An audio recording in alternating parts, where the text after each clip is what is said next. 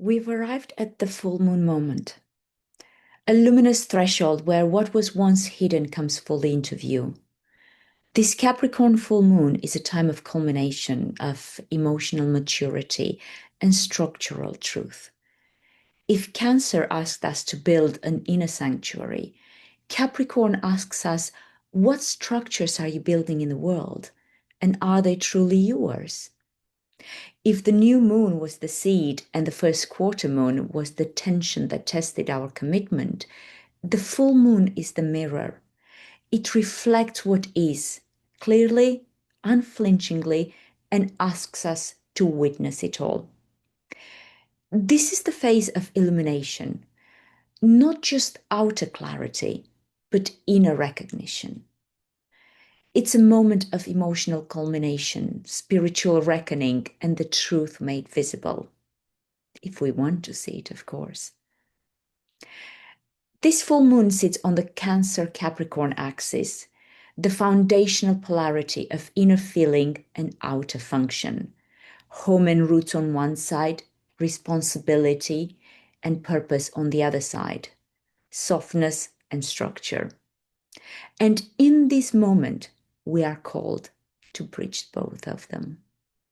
Hello, my name is Diana Rogerson, and this is part 3 of Rooted Rebirth. Before we dive into the archetypes, symbols, and astrological language, I want to offer you this. What we're speaking here about isn't abstract, it's deeply human. These patterns and cycles are not just metaphors or esoteric codes, they're reflections of life itself. You don't need to understand astrology or psychology to feel them.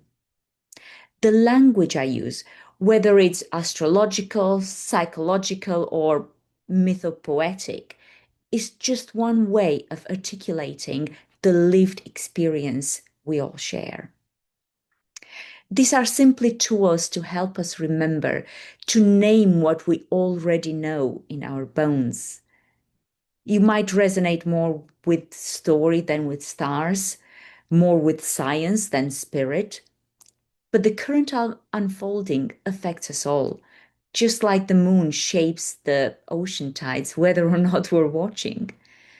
So take what resonates in your language, in your tone, and let it guide you inward. This is a journey of remembering, not learning something new. With that being said, full moons are moments of culmination, of stepping into something we've been building for some time, and also moments of illumination. So, what is being illuminated for you at this time? Where in your life is this energy of Capricorn stirring something? Which area of your life is it affecting? And what ripples does it have in other areas of your life? What new ways of being and building for the future are you stepping into at this moment in time, based on the intention that you may have set either at the new moon in Cancer 2 weeks ago, or if we look at the bigger arc, at the new moon in Capricorn in December 2020? How has whatever been seeded at that point developed up to now? Can you see it clearly? Can you readjust the structures? Can you readjust your alignment, the way you set boundaries in your own life and with your own energy? At this Capricorn full moon, as it peaked, we've been standing at this mirror. And the reflection it offers is one of emotional and personal maturation. This isn't just about what you've been doing, it's about who have you become, not only in the last month, but as we said, if we look at the bigger arc, who have you become since 2020? And there is one more side of Capricorn I want to talk about.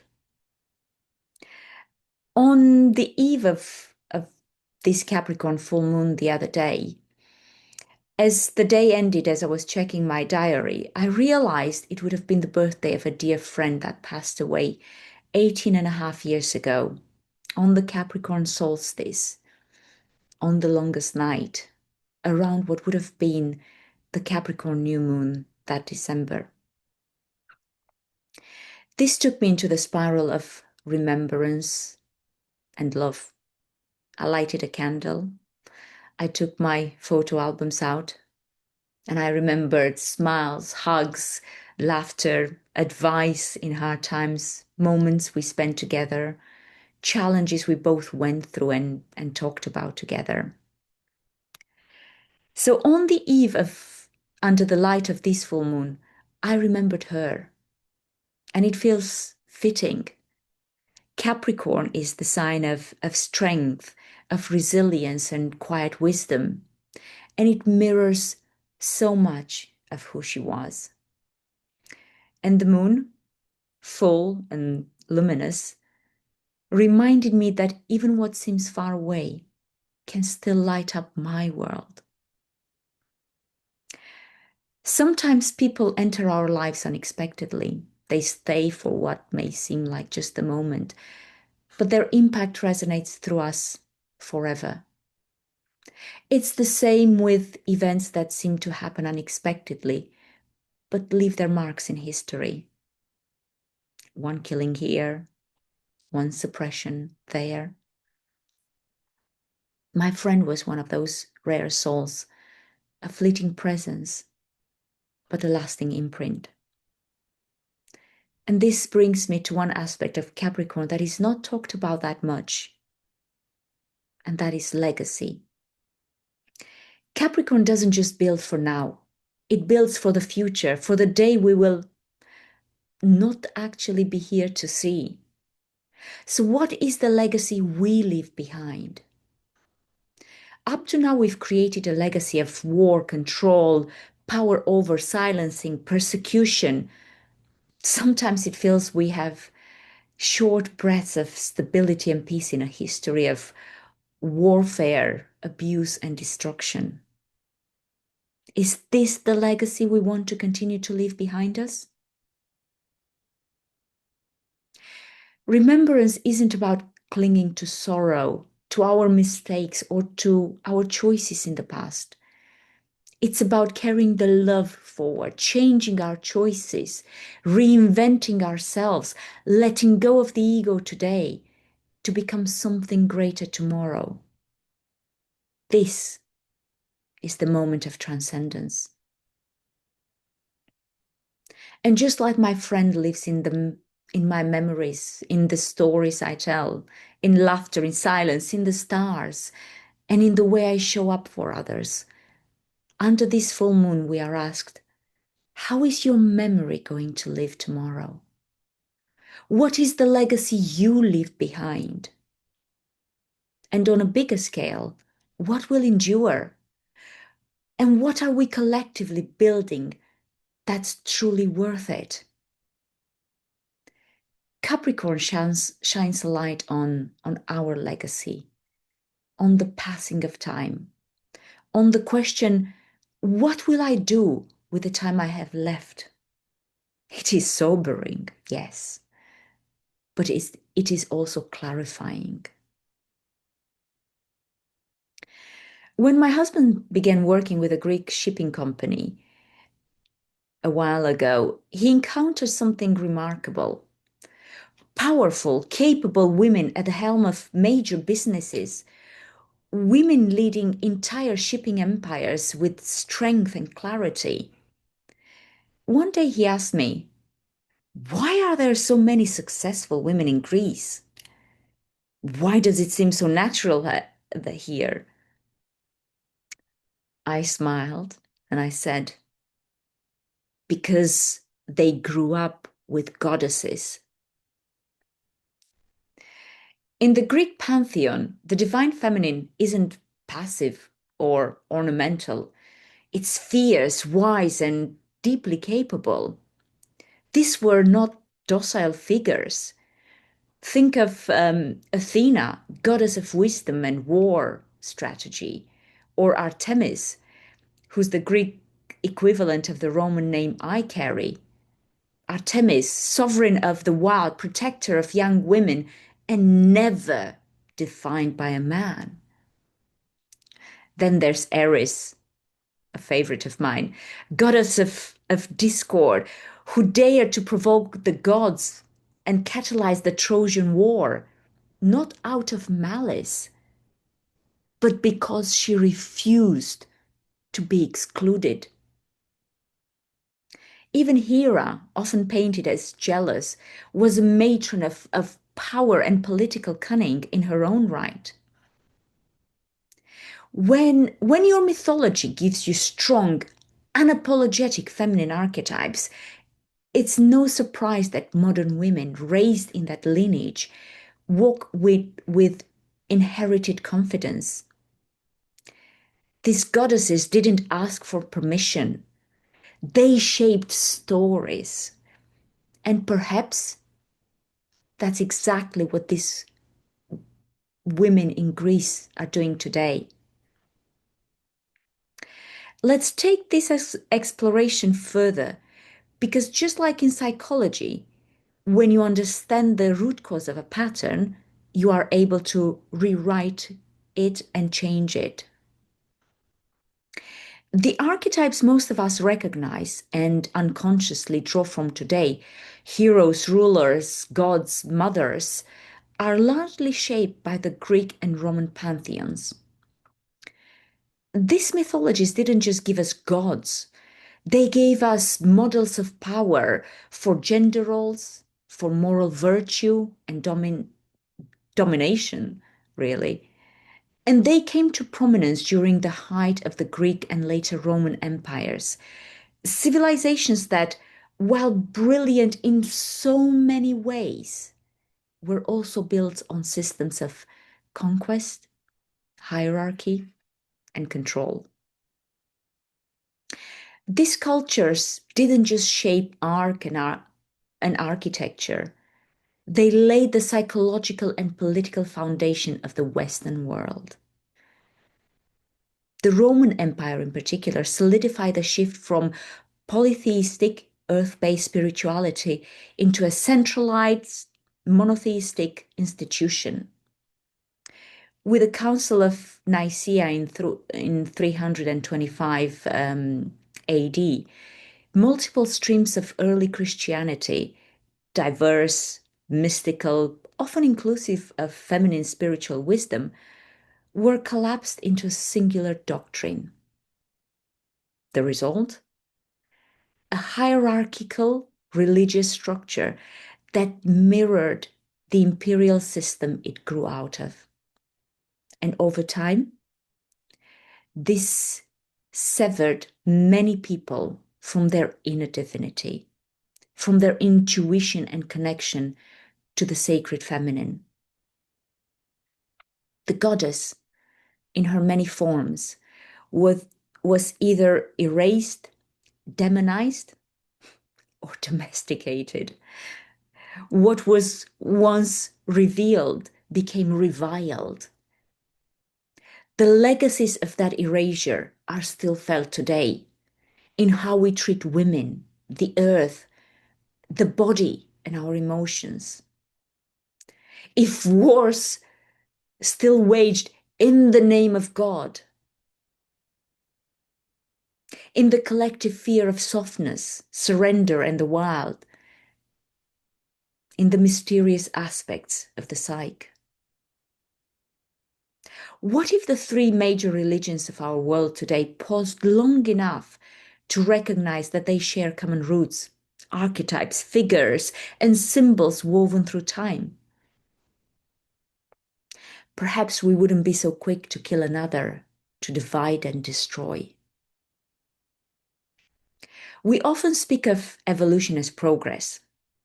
But if evolution has brought us to a moment where children remain unsafe, where people are still persecuted for their beliefs, and violence is justified in the name of growth, then perhaps we need a new model. Not one of dominance, but of emotional coherence. One that honors sovereignty over obedience, integrity over performance, and inner truth over collective appeasement. This isn't about nostalgia. It's about remembrance. I'll be sharing a deeper dive into this very subject in upcoming videos. We'll explore how these ancient archetypes shaped our modern mindset and how rebalancing them, especially through the return of the feminine, could change everything. So stay tuned for that. So we've inherited a pantheon dominated by control.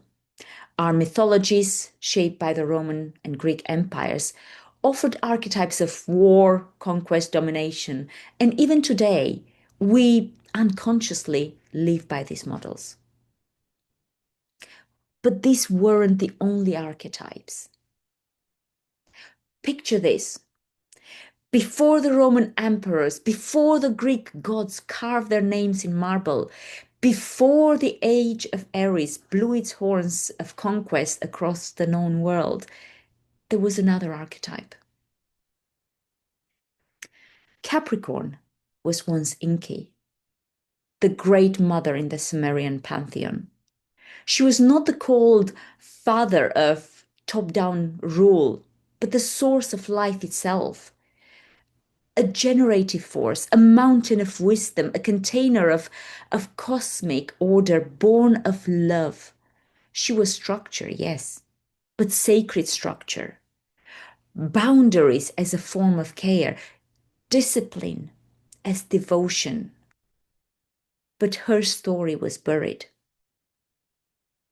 In 623 BCE, the feminine was formally extinguished from the dominant cultural script. The consort of Yahweh, the goddess Asherah, was violently removed from the temple and her memory obliterated. The altars torn down, the sacred groves cut and burned. What followed was the dawn of a new order, a system that erased the feminine as sovereign and replaced it with hierarchy, law, and fear-based obedience. The age of Aries had fully arrived, and this was its legacy. What follows next was the age of Pisces, an age of martyrdom and misdirected compassion, built on a foundation that had already silenced half of humanity's psyche. The emotional blueprint, whilst strong in its message of love, compassion, and sacrifice, was distorted. The belief system misaligned.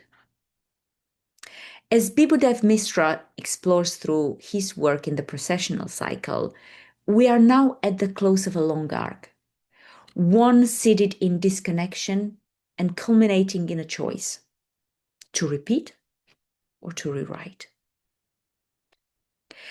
Based on his research, we have come out of Kali Yuga, that time of forgetting and decay, at the end of March 2025. This is why there is such a spiritual revolution happening all over the earth, taking so many forms. This is why in so many professional circles, words like feminine, wellness, mindfulness, balance, and self-care are not quite that foreign anymore. It's time we remember those older archetypes, the ones rooted in earth, not empire. In fact, I would go as far as to propose that maybe it's time we rewrote our pantheon of archetypes, not erasing history, but expanding it and choosing what we keep and what we build for tomorrow. We can remember the ones that came before the age of Aries and Pisces. We can rebalance the scales of the feminine and masculine, not in competition, but in co-creation. Because true evolution isn't measured in how much we dominate or digitize. It's measured in how deeply we love and touch those around us, how harmonious lives we live, how aligned we are with what is true and whole inside of us and between us. This is the work that I'll be diving more deeply soon, exploring the healing and rebalancing of these energies for our time, for our earth. 12,000 years ago, our planet endured a cataclysm, what science now calls the Younger Dryas. It shattered not just our land, but our sense of safety. And encoded in our DNA was a primal fear, the fear of losing everything. That fear still lives in us. It drives our decisions. It fuels our anxiety. It is the shadow behind our survival brain. And perhaps the antidote to this isn't control. Perhaps it's surrender. I know that sounds paradoxical. But what if healing our emotions, our body, even our biology starts with letting go?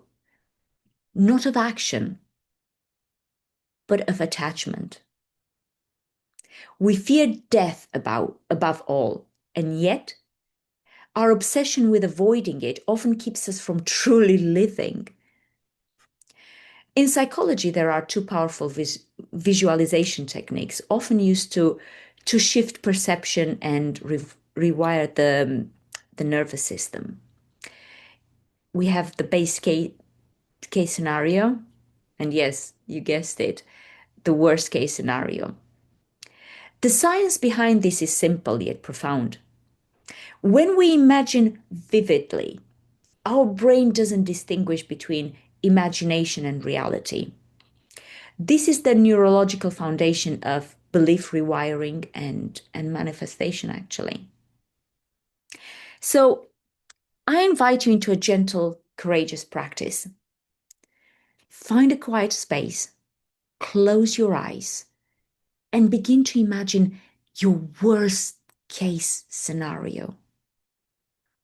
Let yourself walk through it, step by step, breath by breath.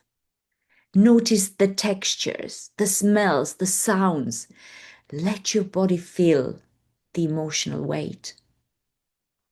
Go all the way into the discomfort, not to punish yourself, but to befriend the fear. When you've reached the edge of it, gently bring yourself back. Wiggle your fingers and toes. Anchor into your breath. You're here. You're safe. And you are held. And now ask yourself, having felt the worst, what are you still afraid of? This is the paradox. Even in visualizing the thing we most dread, we come to see that fear itself has less power when witnessed fully. It's not fear that keeps us safe. It's our presence. Fear matched in frequency only multiplies itself in the body and in the collective field. But when met with awareness, it dissolves. So I return to the question, what's one small thing you can do today to walk away from that frequency? What micro choice can you make to walk a little lighter? Speak a little clearer? Love a little deeper? It all starts within. Even when our external face smiles, if inside we carry that dread, that vibration leads. And every thought, every emotion, every action becomes the blueprint of the world we're building. The veil is lifting, and with it, the question arises, what if structure didn't have to be about control? What if it could be built from love, with love, and for love? Imagine that your own self-love became so strong, so rooted, that you no longer needed to betray your inner alignment just to please the world around us. That kind of alignment isn't selfish, it's sacred. Because from that inner coherence, we no longer replicate broken systems. We become the foundation for something new. So now let's try the second practice. Close your eyes again. This time, imagine the best case scenario. Everything goes right. You're safe, loved, aligned. What does your life feel like? How do you move through your day? What choices do you make? How do you treat people? And how do people treat one another in this world? Notice every detail, every smell, every feeling again. Infuse your body with the sensations of that possibility. And when you're ready, open your eyes, take a breath, and choose. So I offer you this. Instead of chasing certainty, what would happen if you stood still, trusted the ground, and let life meet you with love? Ask yourself, what would I do if I trusted life? That's your edge. That's your invitation. And this is the moment. The mirror is clear. And the future is not fixed. It's being formed by the energy we bring to it now. Choose to act, speak, and build from that frequency, because you are the architect of tomorrow. We all are. With every thought we think, every boundary we keep, every word we say, we are designing the future. Let it be one worth living in. And let it begin with you. And so we arrive at the revelation mirror, this energetic crossroads where the veil thins and the past becomes visible in the present. The structures we live in, the pain we carry, the myths we breathe, they are not accidental. They are inherited. And now they are being seen. We can no longer pretend the old ways are working, whether in our personal lives or in our collective story.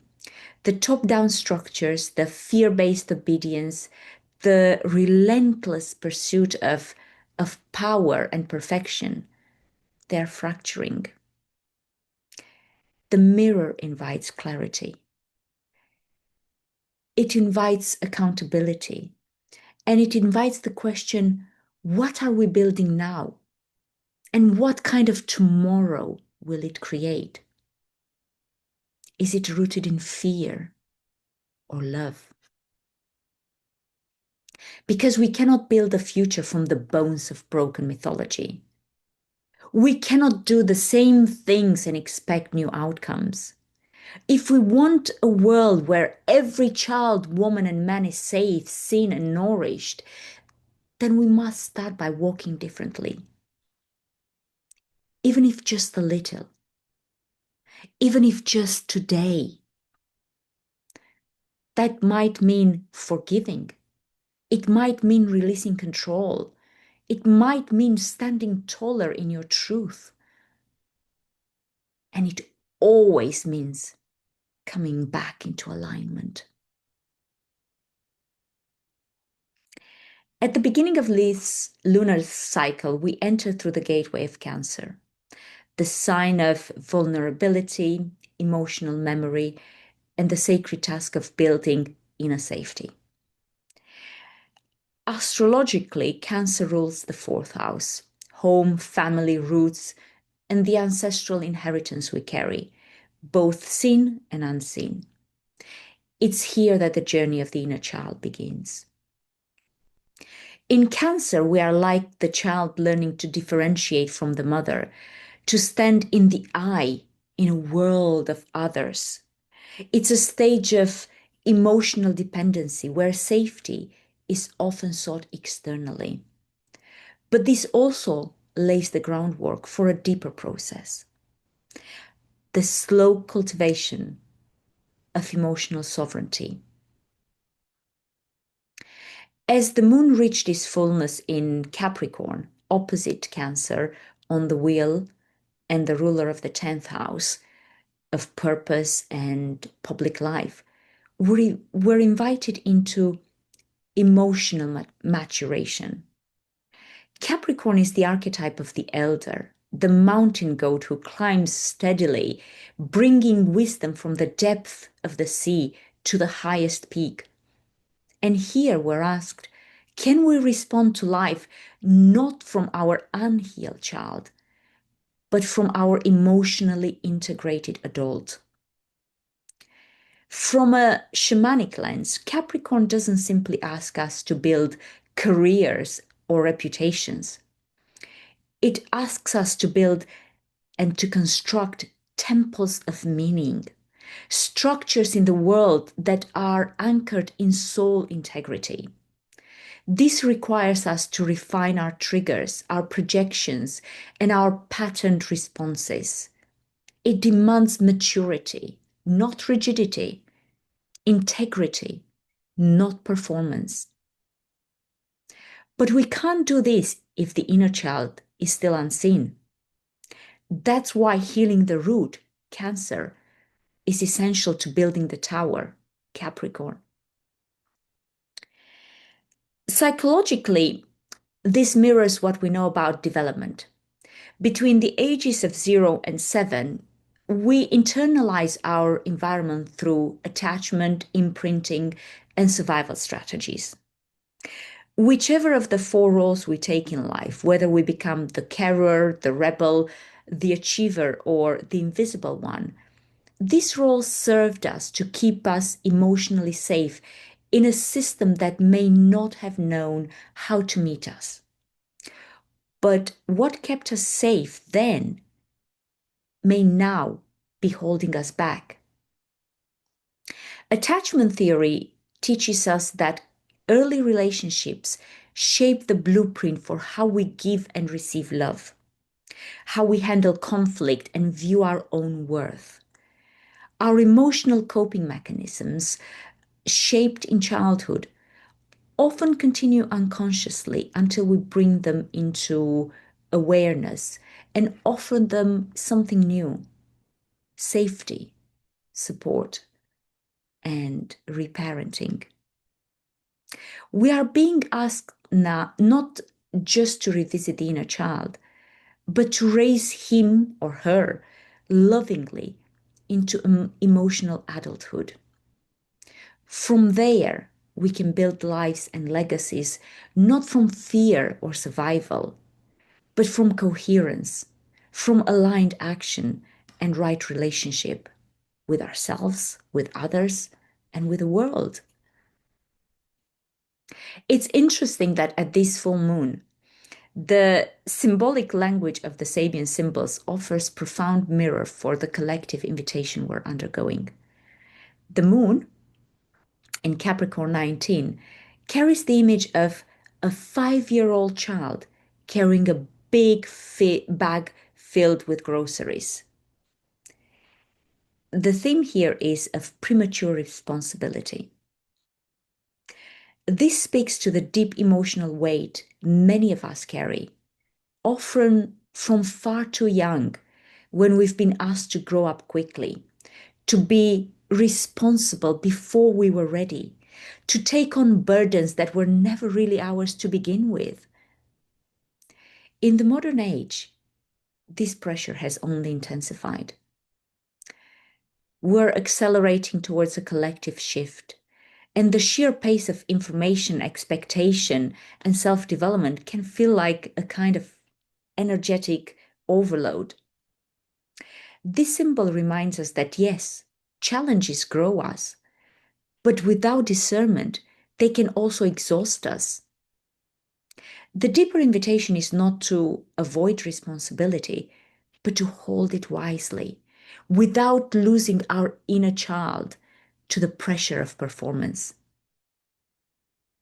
And directly opposite, the Sun at Cancer 19 offers us a counterpoint, a priest performing a marriage ceremony. The theme here is that of sanctifying a code of conduct, an image that invites us to consider which rituals, values, and inherited beliefs we still live by. Cancer rules the emotional body, the inner child, and our sense of belonging. This symbol asks, which parts of our emotional code are truly ours?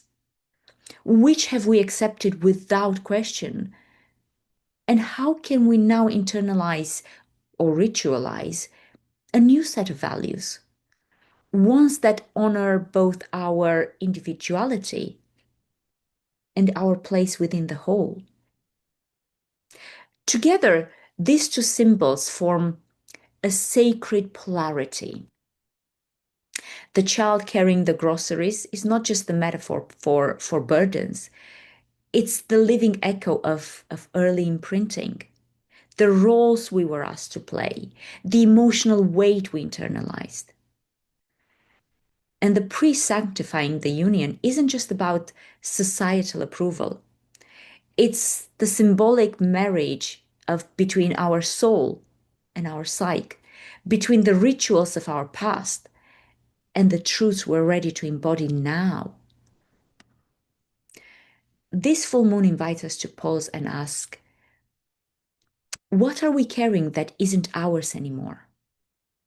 What would mean to create a new ceremony, a ritual of release and reclamation that allows our emotional self and our mature self to meet in dignity and harmony?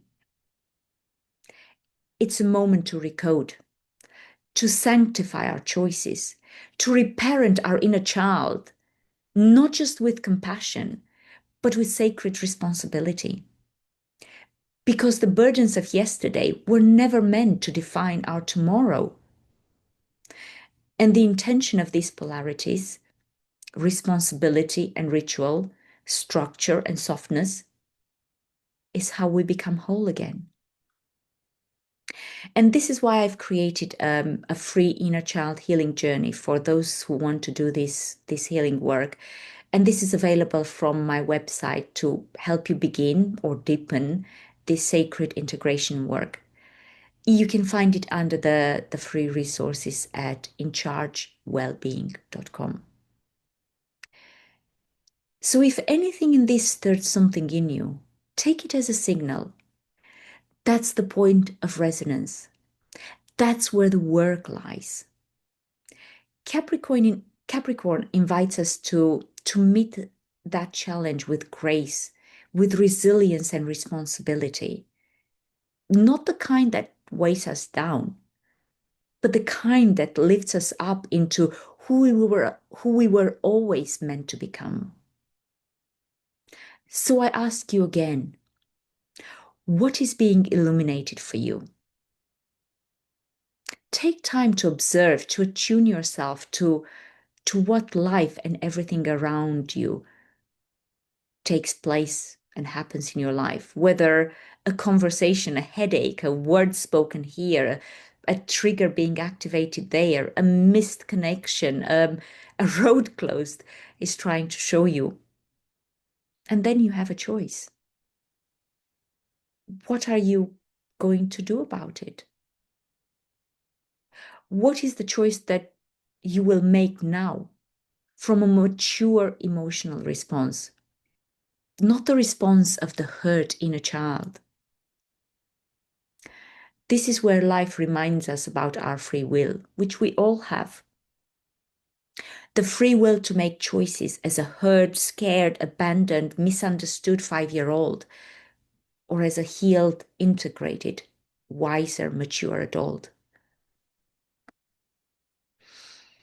We've misunderstood Capricorn for far too long. Capricorn isn't just about discipline or stoicism. It's about sacred structure, the kind that holds, not controls.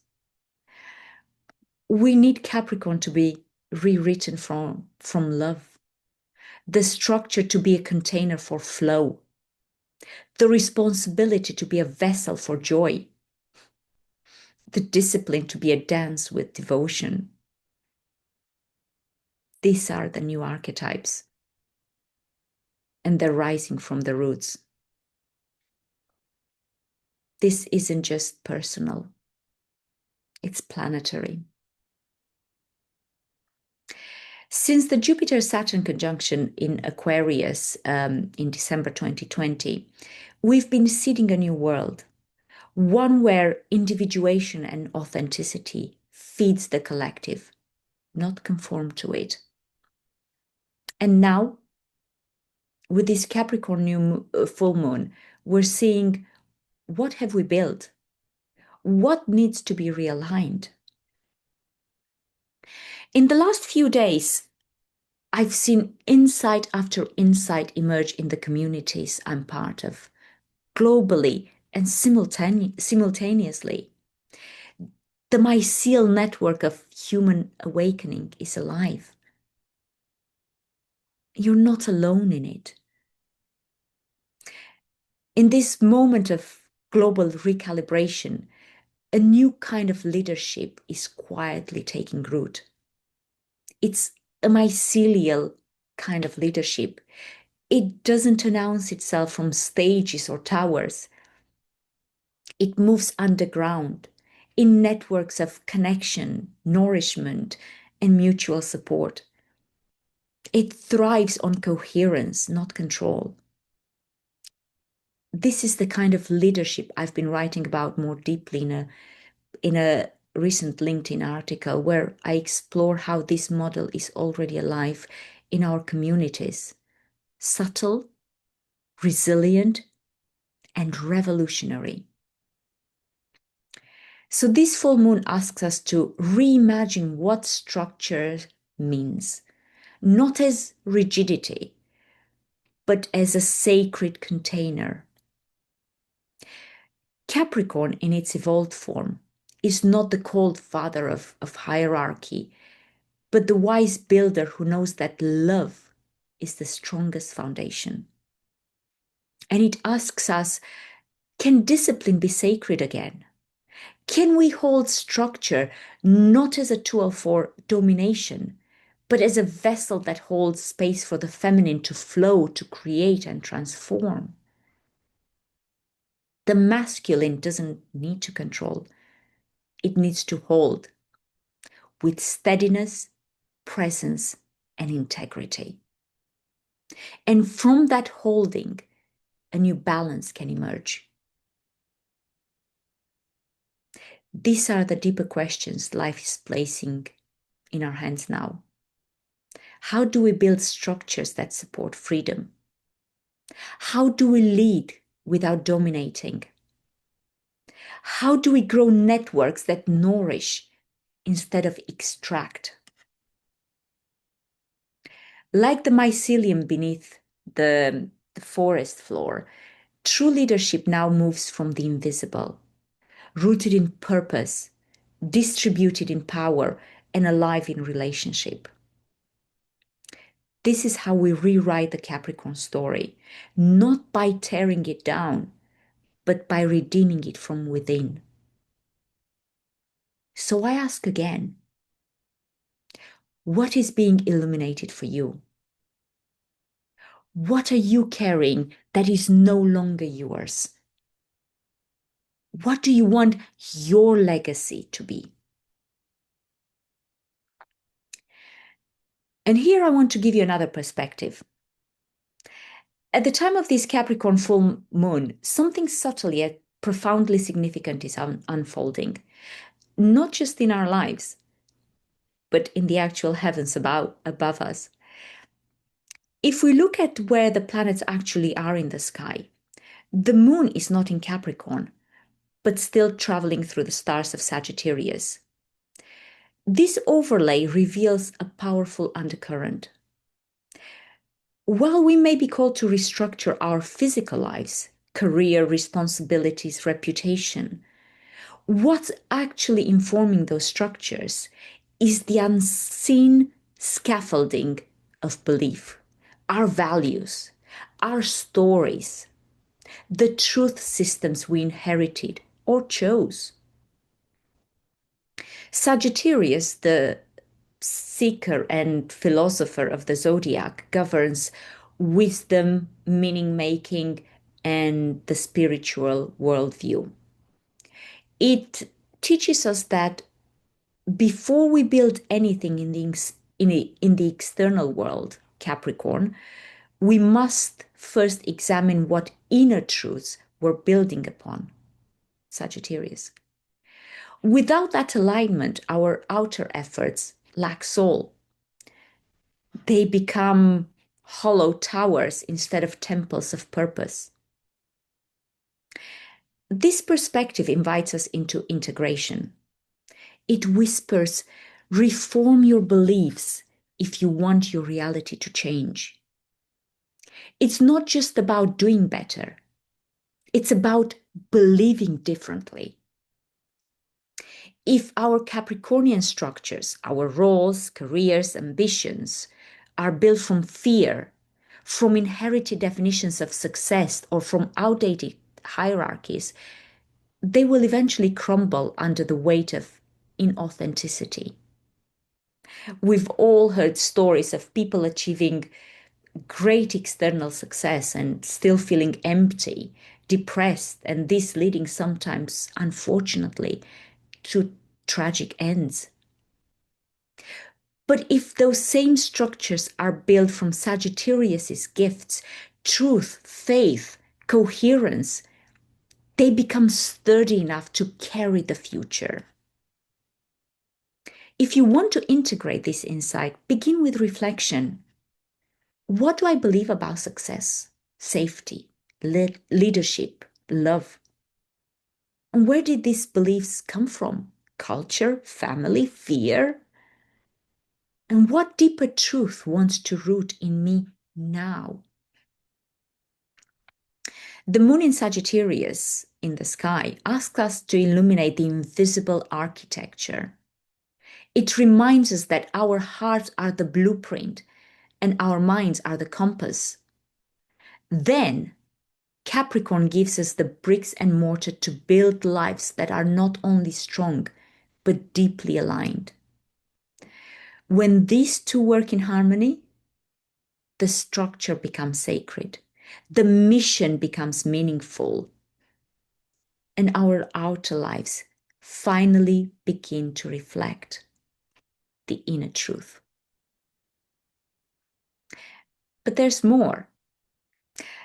At the time of this Capricorn full moon, the sun in the sky is in Gemini, and it's conjunct the fixed star Wasset, also known as the scepter or the midpoint of the twins. The sun shining in Gemini, the archetype of duality, sits at Wasset, the exact midpoint between the twins, between shadow and light, between polarities. This star has long symbolized discernment and choice, the power to choose between truth and illusion, between fear and love. So this full moon becomes not just a moment of illumination, but a threshold of decision. Wasset calls us to pause and consider, which story are you choosing to believe? Which twin is leading your mind? Gemini teaches us that duality is a tool, not a trap. We are not meant to be stuck in indecision, but to find integration at the midpoint, at the heart of the polarity. If you want to integrate this, We begin with what beliefs are currently shaping the structure of our lives? Are they fear-based, inherited, or culturally conditioned? And what would it feel to reimagine those beliefs through the lens of love, alignment, and truth? I love how the sky always tells a deeper story. And this alignment adds such a layered significance to the current lunation. Sagittarius, the sign of wisdom, belief, and the external quest for higher meaning, asks us to examine the invisible architecture of our lives. While Capricorn, the builder, deals with structure, discipline, and tangible form, it is the Sagittarius that fuels those structures with vision, with values, with truth. The message? What you build in the outer world is only as stable as what you believe in the inner world. Our careers, responsibilities, ambitions, Capricorn's domains, are only sustainable when they arise from a belief system that is coherent, heart-rooted, and soul-aligned. And underneath it all, Cancer provides the emotional and ancestral foundation beneath the structure we're examining. Cancer is the container of soul memory, where we remember not only who we are, but how we've been shaped. In the tropical zodiac, the sun is currently in Cancer. It's where we heal the imprints that taught us to fear our needs, to suppress our softness, to chase success without anchoring it in emotional belonging. And this Cancer sun lights the path inward, inviting us to soften, to nourish, and to protect the inner temple, so that any outward legacy we create isn't just impressive, but also deeply meaningful and alive. It infuses our ambitions with care. It blesses our structure with compassion. It reminds us that to truly lead or create, we must first mother ourselves back to wholeness. Only then can we build the kind of world we actually want to live in, one that feels like home. So imagine this: Gemini and Wasset opens the portal of choice. Sagittarius offers the belief we choose to root in. Cancer asks us to feel into that belief. Does it feel safe, whole, emotionally true? And Capricorn then brings the tools to build that belief into a living structure. So let Sagittarius guide you to the wisdom behind the form. Let Gemini remind you that choice is a sacred act. Let Cancer heal your inner child. And let Capricorn provide the grounded discipline to bring your new truth into structure. Building not just for survival, but soulful legacy. When these archetypes converge, vision, choice, and form, from a healed and whole heart, that's when we're given the opportunity to step into a new paradigm of leadership. One where inner truth and outer action are no longer separate. So this full moon is more than a culmination. It's a crossroads, a moment to illuminate the invisible architecture, to sanctify new beliefs, and to begin the sacred task of building lives that reflect our inner clarity, not our inherited programming.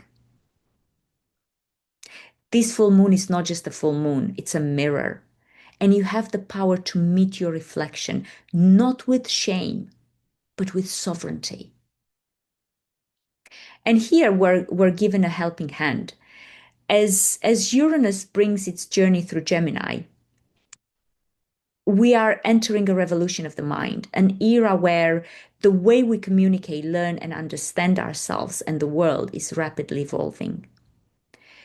This transit invites bold rethinking, innovative expression, and entirely new ways of connecting across perspectives and cultures. And during this Capricorn full moon, Uranus in Gemini acts like a lightning bolt of insight, illuminating hidden patterns in our mental and emotional structures. It can help us pierce through outdated programming and gain a clear view of how our thoughts have been shaped by inherited beliefs, internalized roles, and premature responsibility. But with this potential comes responsibility.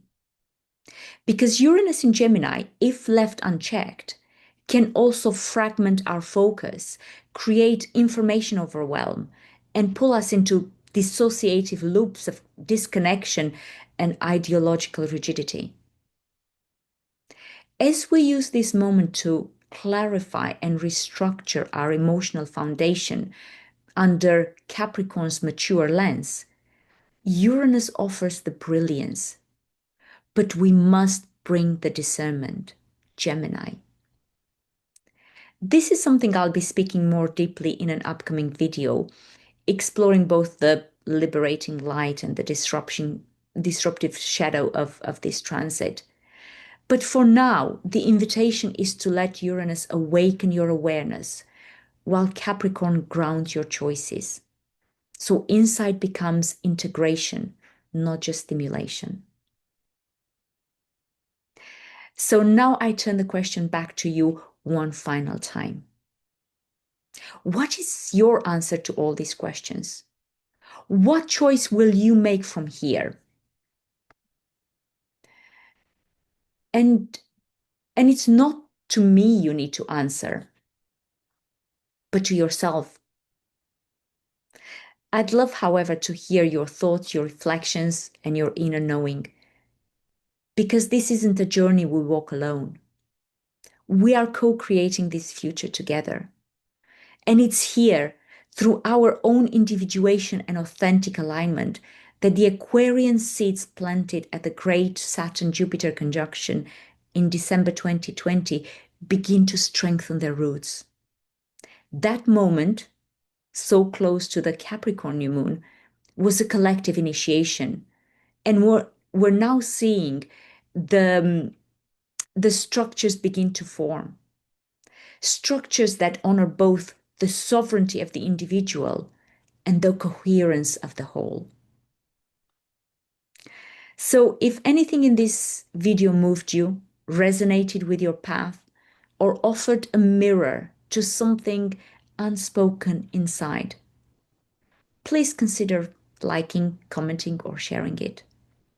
Your engagement doesn't just support the message, it amplifies the field, helping it reach those who may be standing at their own threshold of change. I hope this helped you. And if you'd like to continue this journey with me, make sure to subscribe so you don't miss the next part of this unfolding series. So thank you for being here. Thank you for walking this path. And I'll see you soon for part 4. Blessings. And thank you to all of you.